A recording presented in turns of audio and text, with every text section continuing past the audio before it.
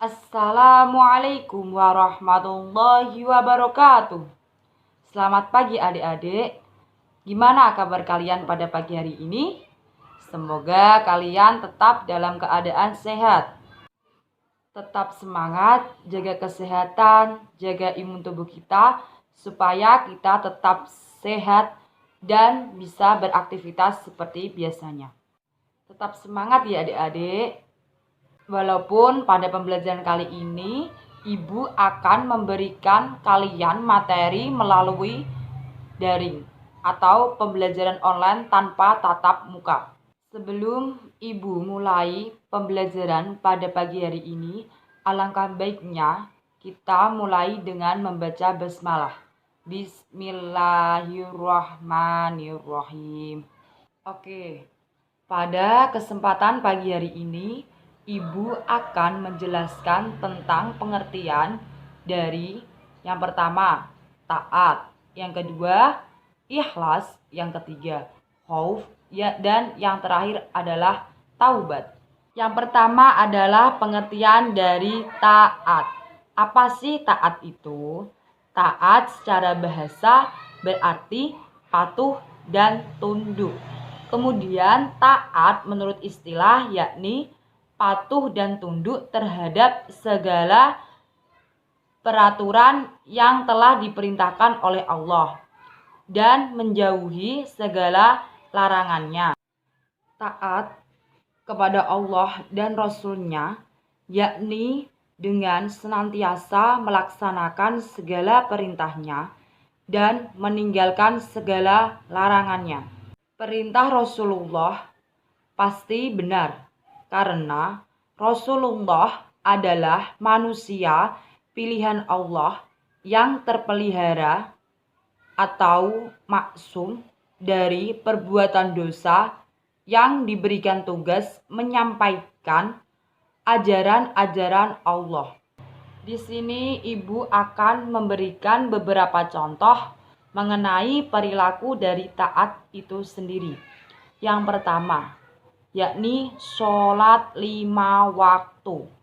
Di sini kita sebagai seorang muslim harus mampu melaksanakan sholat secara tepat waktu dan secara kontinu atau terus-menerus karena merupakan suatu kewajiban.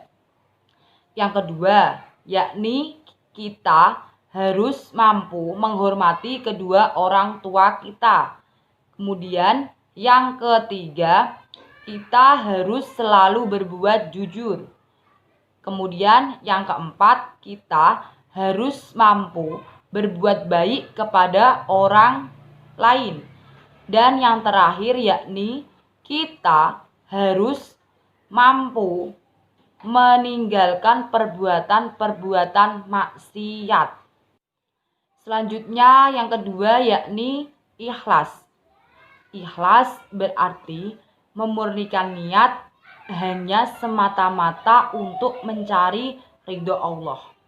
Ikhlas merupakan syarat amalan baik yang akan diterima oleh Allah.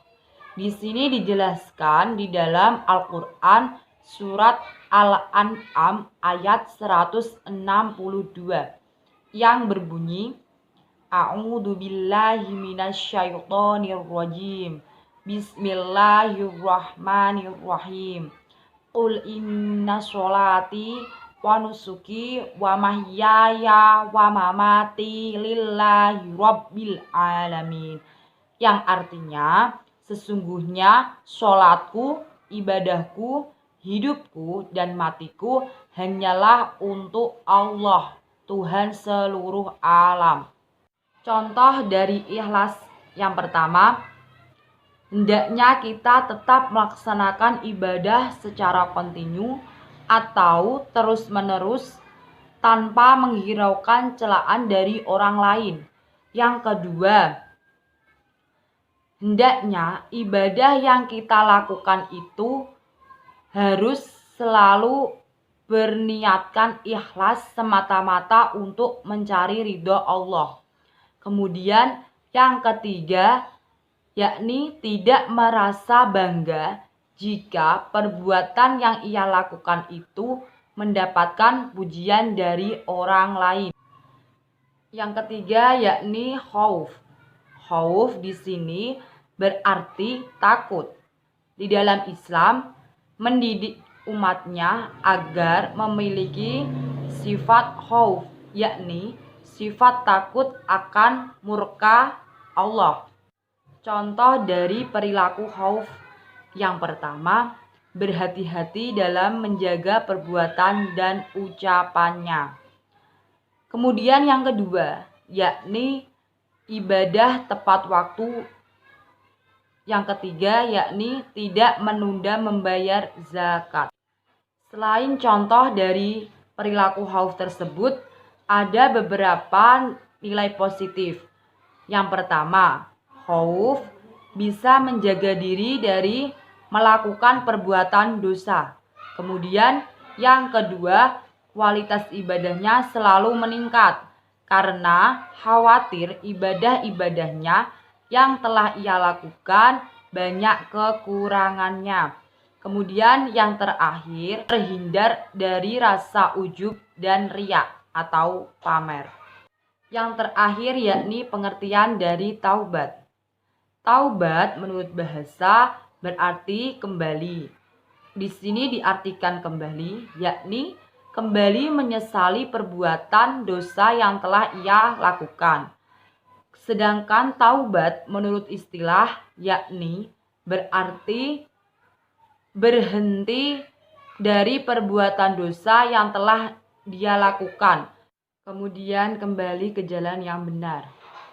Contoh dari perilaku taubat, yakni berhenti melaksanakan riba dengan beristighfar dan meminta maaf kepada orang yang dicuranginya. Nilai-nilai positif dari taubat. Yang pertama, Allah akan mengganti dosa yang mau bertaubat dengan kebaikan. Kemudian yang kedua, mendapat rahmat dan diampuni dari Allah. Kemudian mati dalam keadaan husnul khotimah. Dan yang terakhir, mendapat pahala keberuntungan.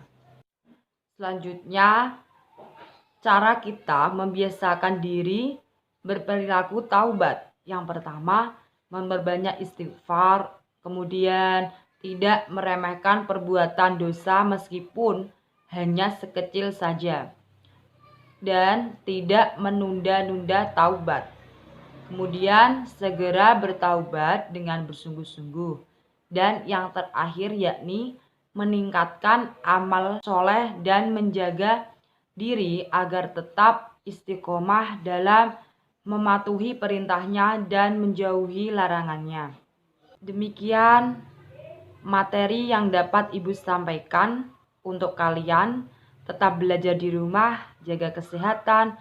Semoga wabah ini segera berlalu dan dapat melaksanakan pembelajaran tatap muka seperti biasanya.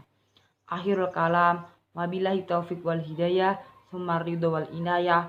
Wassalamualaikum warahmatullahi wabarakatuh.